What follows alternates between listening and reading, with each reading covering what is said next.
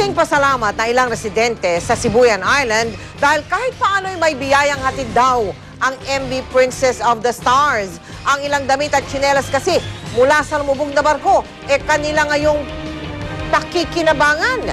Nakatutok si Steve Dailisan. Hanggang ngayon, wala pa raw gamit pang eskwela mga batang estudyanteng ito dito sa San Fernando, Romblon. Walang pambili dahil di raw makapalaot ang kanilang ama at kung may huli mang isda, matumal naman ang benta.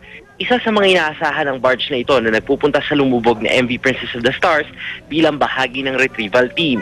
Habang wala pang pasukan, halos araw-araw na nag-aabang itong mga kabataang ito dito sa Dalampasigan. Inaantabayanan nila yung pagdating ng barge. Umaasa kasi sila na meron pa silang mapapakinabangan at makukuhang gamit pang eskwela. Di sila nabigo. Pagkalapit pa lang ng barge, bigla na silang nagtakbuhan.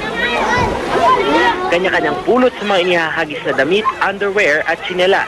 Di nila alintana ang matagal nitong pagkakababad sa tubig na di raw malayong nakontaminanan ng kemikal at labi ng mga sinawing palad na pasahero ng lumubog na barko. Ang mahalaga, yak raw na may sapina ang kanilang paa pag naglakad ng ilang oras papasok sa eskwela. Sa eskwelahan, ito yung t-shirt. Asa ba sa'yo? Parang hindi ka sa malaki. Ibigay mo sa nanay mo? Ate. At saka? Ayon sa Royal Jasan Petromin Incorporated, utos daw ng nakabili ng barko na ipamahagi sa mga residente ang mga mapakikinabangan panggamit.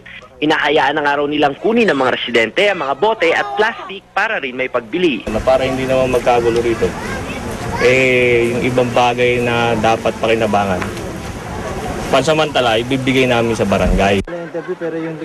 Ang lokal na pamahalaan ng San Fernando, mahigpit na tinututulan ang pamamahagi ng anumang gamit mula sa barko.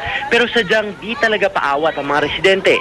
Nagpapasalamat pa nga sila dahil sa loob ng 2 taon, ngayon lang daw sila makakabawi sa perwisyong idinulot ng paglubog ng barko. Maraming salamat sa nagbigay sa amin, pero yung importante po, yung ipaalis sila dito yung barko kasi gutom talaga ang mga tao dito. Wala kami makukuhang isda. Mula rito sa San Fernando, Romblon, Steve Dailisan, Nakatutok, 24 oras. Star-studded ang naging premiere night ng all-original musical film na Emir. Kaya naman nag-uumapaw ang tuwa ng bida sa pelikula, ang winner sa Are You the Next Big Star na si Francesca Farr. Makichika kay Lars Santiago. Star of the moment ang tawag kay Francesca Farr sa premiere night ng pelikula niyang Emir. Maagang dumating ang singer-actress, suot ang isang pabulosong gown. Walang pagsidla ng tuwa si Francesca dahil sa malaking tagumpay ng premiere night. Sa cinema lobby pa lang ng Mega Mall ay marami ng tao na nagsisigawan tuwing may darating na celebrities. Naroon ang mga kasamang bituin ni Francesca sa pelikula tulad ni Dulce, Beverly Salviejo at ang direktor ng pelikulang si Chito Ronyo. Maging si Regal Films producer Mother Lily ay present. Simple lang po yung mga pangarap ko noon eh. Hindi ko po akalain na magiging ganito po kalaki at hindi ko po akalain na magiging ganito ka bongga. Nagbigay rin ng suporta kay Francesca ang GMA. Dumalo sa premiere sina GMA Senior Vice President for Entertainment TV Wilma Galvante, GMA Vice President for Talent Development and Management, Ida Henares, at RT Center Head RC Baltazar. Ang Starstruck 5 winners na sina Steven Silva, Sara Labati, Enzo Pineda, Diva Montelaba, at Rocco Nasino. I'm sure napakaganda ng movie na to. Emir, lalo na ginawa to sa Morocco, taga Morocco ako. I'm sure talagang ma-appreciate ko ang Emir. Francesca is a good friend of ours and congrats Francesca and Emir. Hindi lang mga artista ang dumating. Naroon din ang 3 national artists, sina Salvador Bernal, Eddie Romero at Bien Lumbera. Pero ang pinakamalaking sorpresa para kay Francesca ay ang pagdating ni Pangulong Gloria Macapagal Arroyo. Pagdating ng Pangulo ay dumiretso na siya sa loob ng sinehan. Tinapos niya ang pelikula at nang tanungin ng GMA News. Very good, really good. Lars Santiago, updated sa Showbiz Happening.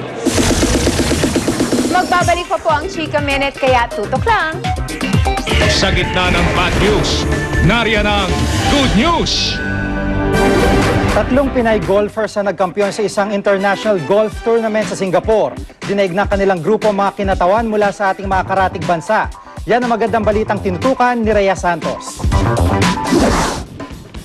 Sa bawat hataw ng golf club, makikita ang pagpupursige ni Chang, 19 years old, Lovelit, 23, at Anya, 26. Halos araw-araw, maghapon silang nagte-training sa golf course na ito sa Santa Rosa, Laguna. We train 5 times a week, tapos we start, nagigising kami 5 a.m. and then mga 5:30 start na ng physical training namin. And then around 8 to 8:30, punta kami sa course, tapos lalaro na. Pero lahat naman daw ng kanilang pagod at tiyaga, nasuklian ng higit pa sa kanilang inaasahan. Dahil sila ang hinirang na kampiyon sa nakaraang 21st Singapore Ladies Amateur Championship.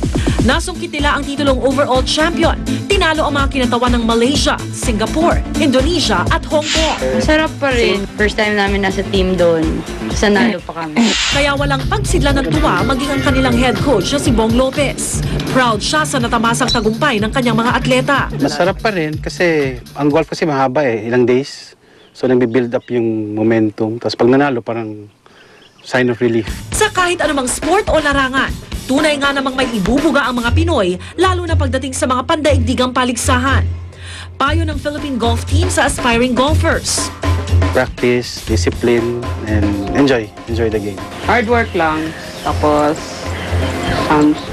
patient lang in the course, tapos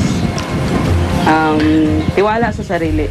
Rhea Santos, nakatutok, 24 oras.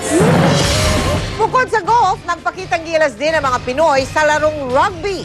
Ang ating koponan na naghari sa Division 2 ng Asian Five Nations Tournament sa New Delhi sa bansang India. Kahit lowest ranked ang koponang Philippine Volcanoes, nakitaan sila na magandang teamwork nang talunin ang Thailand sa score na 55-33. Matapos yan, nagwagi rin sila laban sa India sa score na 34-12. Sunod na sasagupain ng Philippine Volcanoes ang mga koponan mula sa Division 1 na kinabibilangan ng Korea, Singapore at Malaysia. Abangan! Sa Amerika, natural gas pipe sumabog. Hinihinalang aborsyonista na huli umano sa akto ng mga tanod sa Quezon City. Silipin ang bahay na posibleng tirahan ng susunod na presidente Noynoy Aquino. Walang patid na pagtutok dito lang